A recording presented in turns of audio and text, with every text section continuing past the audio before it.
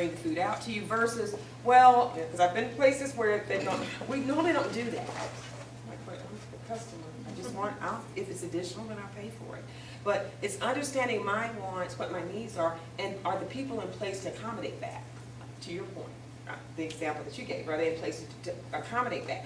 And does my business process or my business processes support that? So, example of Chick-fil-A, their business processes support that because I go there, I can order the grilled chicken on the side, and if it's out of the normal routine, they have a process to say, wait, it's going to take a few minutes, but customer, I want to make sure you understand that. And then at the end, have we met they don't come out and say it per se, but it's almost like, I hope that you enjoy your salad, and let us know if there's anything else you need.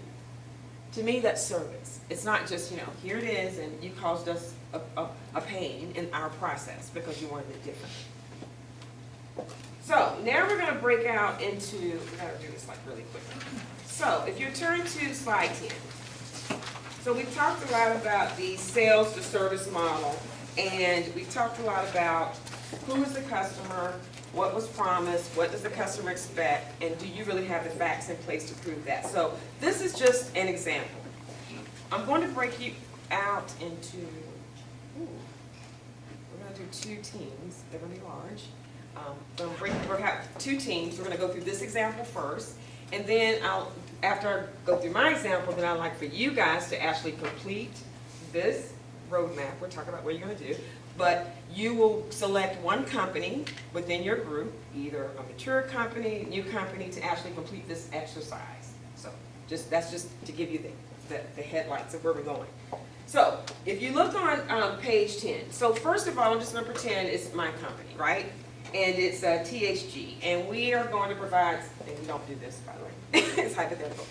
We're going to provide help desk support for a company or tech. So you're on your business and you have employees and you're now on the cloud with email and you have all these software applications and you have issues that occur, but you really don't have a single provider to call to assist you with your technical issues. Right now, you might call 5 different people, but now I've sold to you that I can be your central point of contact. You can call my company and we will take care of any issue you have for you. So I'm going to get specific about what I'm promising in a moment. So what I have here on the example is, again, just an example, is that this is a nonprofit company who I'm selling my service to. What was promised at the point of sale? What I promised, more than this, but I'm going to give you the top 3, is that your service, if you call me, I'm going to be there 24/7. I'm going to answer that call. When you do, I'm going to have a courteous representative on the phone that is going to be eager to help you, and they're going to be knowledgeable. That engineer is going to be knowledgeable about why your email is not working, and they're going to get that working for you quickly. Lastly, it's going to be a quick resolution. So if you think about those 3 things that I promised to you, I'm at the table, we're selling, we're going to close the deal, and I'm saying 24/7, courteous engineer when you call, and it's going to be a quick answer, quick resolution. So I'm going to solve that. Most likely within my contract, I'm solving that within less than 24 hours. So what does the customer expect? So this is what you told me at the point of sale, right? So what I'm going to expect is that when I call, what? Somebody needs to answer, right? They need to answer. And most of the time in that contract, you probably said they need to answer within so many minutes or so many seconds, like a good contract would. The next thing I would expect is that the engineer on the phone is listening and responding. So my email is not working. I've got 10 people. I'm losing productivity, inefficiencies. I need somebody on the phone to help me. The last thing I need is an engineer saying, well, I can't help you, I don't understand. But I promised you were going to get, right, an engineer that was knowledgeable and courteous. That's what I promised you. And then last, under the customer expectation, I expect that my issue is going to be resolved. Not that you're going to say to me, I really don't know why your email is not working, so we'll get back to you whenever. So, that a good experience? Don't think so, right?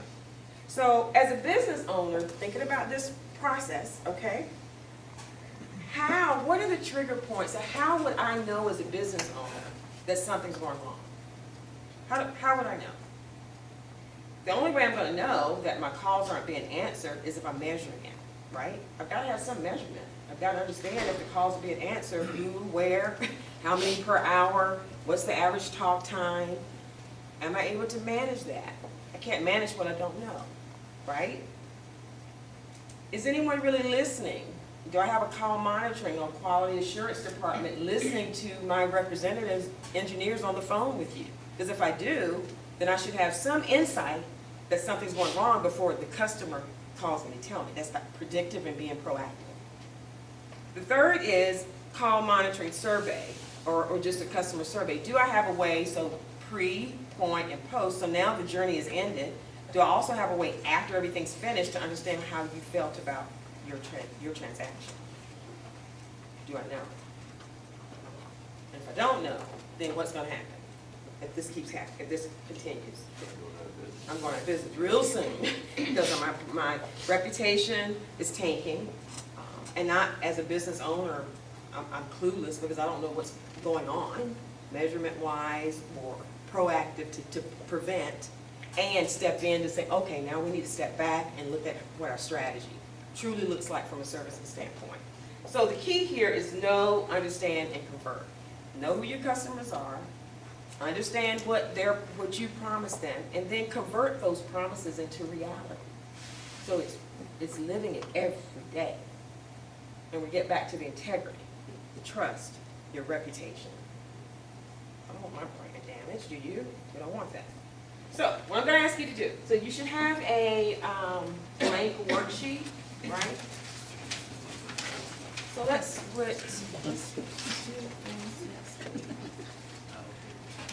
You guys, this one, 2, 4, 6, 8, 10, 12, 14. I'm going to have 3 groups in it. You shift over here, you want? Okay, let's shift you guys here. Let's just do that. Shift you here. You too, if you don't mind shifting over here. You mind? And then we'll have this one. Okay, so the objective of the exercise. So the example I just walked through was an example of my company. We offer tech support services. So use an example if you're comfortable, or you can make up one. If you're comfortable within your team, if you currently have an example that you would like to provide, or you want to leverage this when you leave this room, then use your company as an example to say, let's talk about it as a group. Who are your customers? What are you promising? What could go, what's happening? Do you really know? If you don't know, you don't know. It's okay, because the objective is you walk away, you think about it, and you get to a point where you can execute on a plan, either yourself or by engaging someone to assist you with it. So, are you guys okay with working on this for like 10 minutes, and then as a group we'll come back up? Okay? You have questions?